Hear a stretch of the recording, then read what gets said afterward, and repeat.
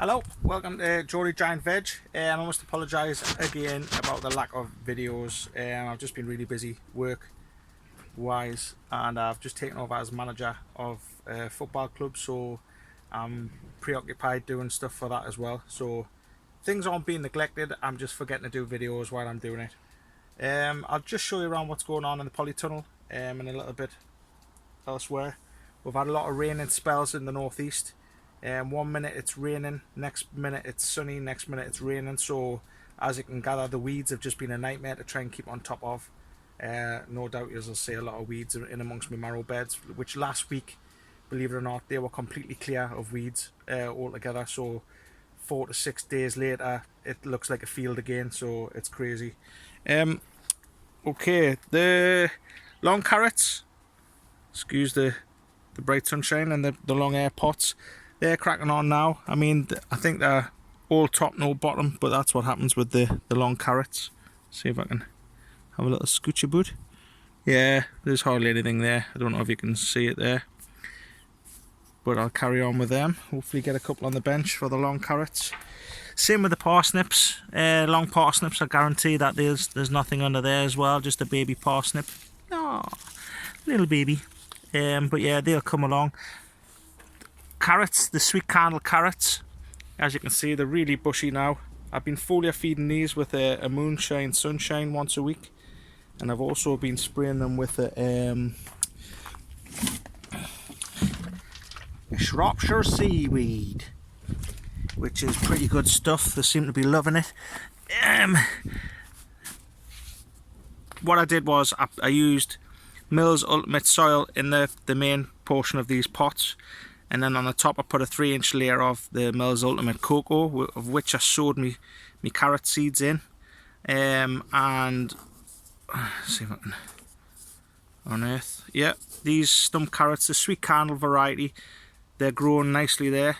I just hope that they're not split when they've hit the soil, the ultimate soil, which I doubt it will, they would. The giant onions, as you could probably know from my last videos, 5 of these have gone to seed. Maybe 6.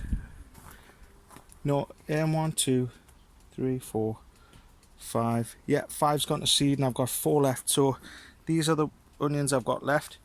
I mean, they're not a bad size onion. As you can see, they're quite stocky. They're around about 18 inches around, maybe a little bit more. I haven't really measured them, but that's just a guesstimate. You can see this one here looks a lot smaller on the bottom, but it's going to have a long toed neck bulb if it doesn't go to seed, that is. But yeah, they're nice and healthy, and they're looking all right. The giant carrots and parsnips, I mean, they're flying now. Look at the top on this one, it's crazy. I'll show you a bit of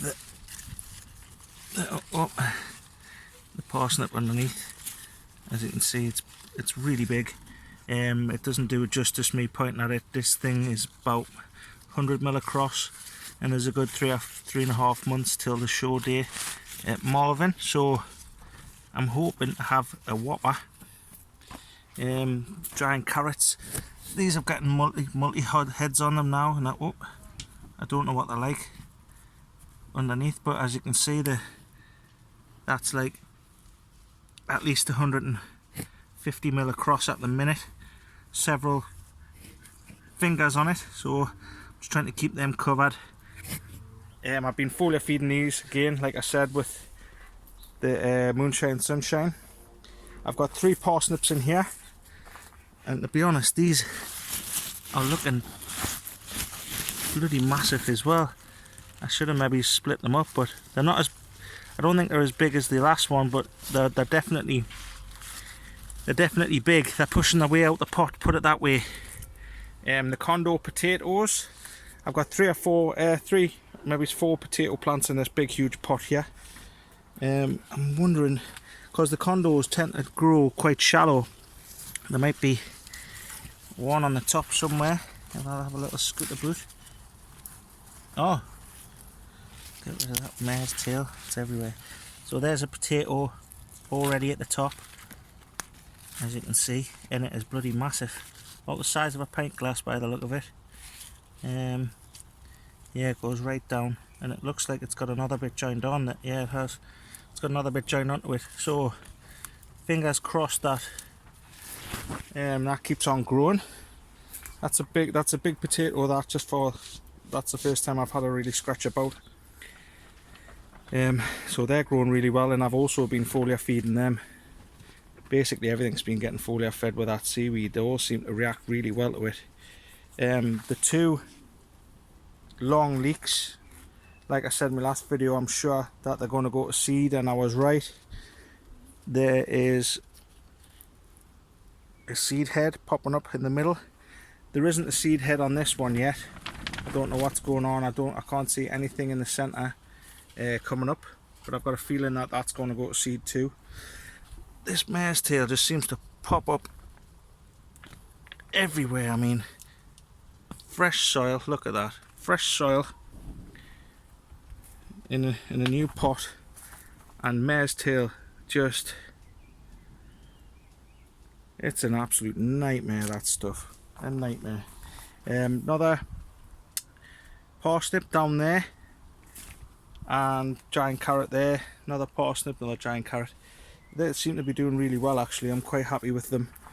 They seem to be reacting well when I'm foliar feeding them. I don't want to rush these, but as you can see, the carrots, they've got several tops on them, several new growth growing from all over the place. So yeah, I'm going to be happy if I can get one of these on the bench at Malvern. Leeks, as you can see, I've got some leeks in some big auto pots, the white ones, for to try and keep the roots a bit cool. I've got a dozen in here, I think, and they're like my second wave of leeks. They're about a month behind my other leeks. They're from Joe Mackenzie, Cumbrian cross. No, they're not cross, sorry, they're just a Cumbrian. And they tend not to go long.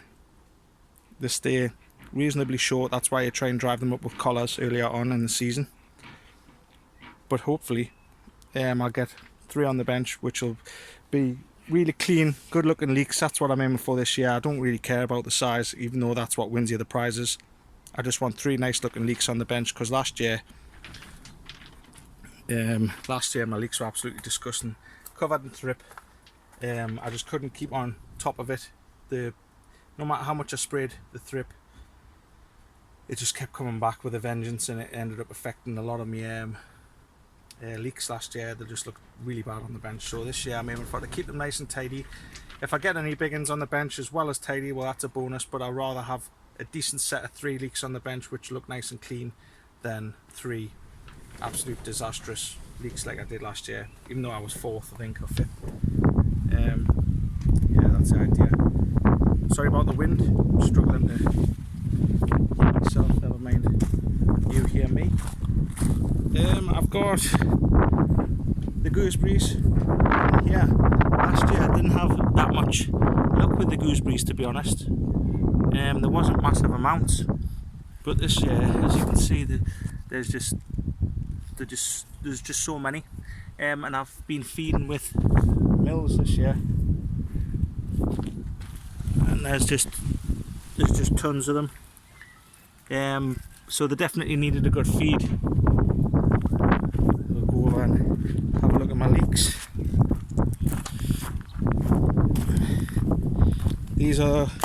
These leeks are a bit earlier. So sorry about the noise, like it's blowing a gale. Yeah, these are my Cumbrian leeks again from Joe. These are about a month in front of the last ones, so I'm hoping that we'll have no disasters with these and they make the bench. They're all about 10 to 11 inches around. Some of them are about 8. But yeah, they're looking really healthy, spot on. All the tops are twisted on them, which is exactly what you want. I did have a little spot of rust on a couple of them, so I sprayed. But yeah, they're looking nice. Fingers crossed I get 3 of these on the bench and there's no dramas, major dramas. As you can see where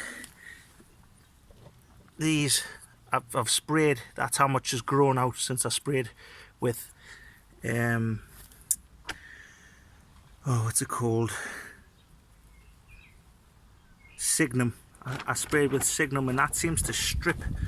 It's quite a strong spray. It seems to strip a lot from the flag, so I've got to be careful that I don't overspray it, because the flags can burn, and then that's when the leeks are no good.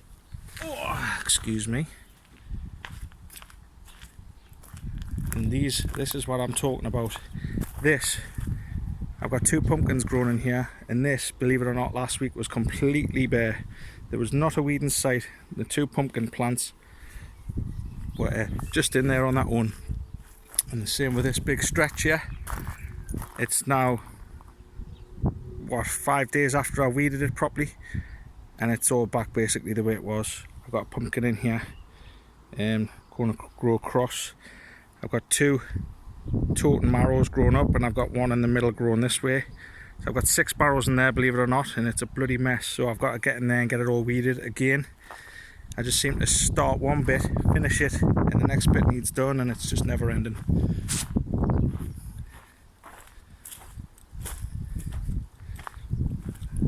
Same with this bit. This bit was just weeded last week. It's all grown back. Strawberries. I've got a lot of strawberries to go out. I'm going to get a few picked today and take them home for the young'un. Marrow patch, 3 marrows in here, and again this was weeded and it's all grown back, so I need to get my hoe out and get it sorted out. But it is what it is. Red currants, there's going to be a lot of them, as you can see. The same with these. I watered these. Some mills feed in with these because these didn't give us massive amounts of fruit last year. But I think Mills pays the bills is definitely correct. So yeah, I'm excited. I'm gonna dig up that. I'm not gonna dig it up and out, but I'm gonna unearth the top of this big parsnip down here, because it's interesting to see how these ones are doing compared to the ones I've got in the bigger auto pots, air pots even. So that's an old bit of foliage I'll just get rid of. And you can see the top already. That parsnip is, I mean, I don't think it gives it justice, to be honest, on how big that is. But it's at least 5 inches across. At least 5 inches across.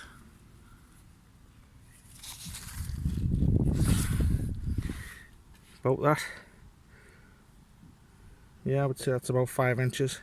I know men tend to lie about size like that. But yeah, it's 5 inches around, across anyway. I'm just going to cover that back over just to protect it. Don't want any nasties nesting and eating on it or whatever. But yeah, there always seems to be mare's tail every single time I come in here. New shoot like that, like this one, within a few days is basically like this. It's a bloody nightmare. You just seem to pull a bit out, try and get as much of the root out as possible, and the next minute there's a load more in its place.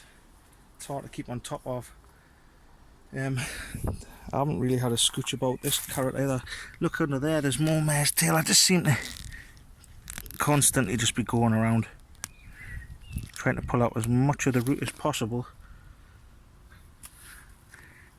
Even in the fresh compost, you see, it seems to grow really well, and it's hard to get the root out without damaging. I don't want to damage the carrots.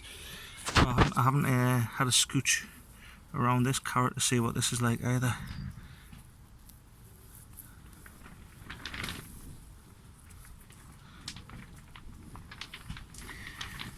Yeah, it's quite big, big ugly thing. You need to be careful with it because it looks like it's going to split, and you don't want the carrots splitting and rotting and stuff like that and not get them on the bench. But yeah, I'm really happy. A lot can go wrong between now and the bench, to be honest, but what will be will be. I'll be happy if I get anything on the bench. It's always a risky take when you're growing giant veg, that things might just go tits up and you're getting out on the bench. But yeah, I mean, this bloody parsnip, the foliage on the top is just unreal. Unbelievable growth on it. I'm thinking I might start calming down a bit and only foliar feeding once a week now, because I don't want to push these too hard. I know you need to push them if you want to get records and win red cards and get them firsts on the bench and stuff, but you don't want to push them to that extent that they're knackered, if that makes sense. But yeah, I'll be happy if I get a decent onion over £10 on the bench, and a big carrot, and a big parsnip, and a big potato.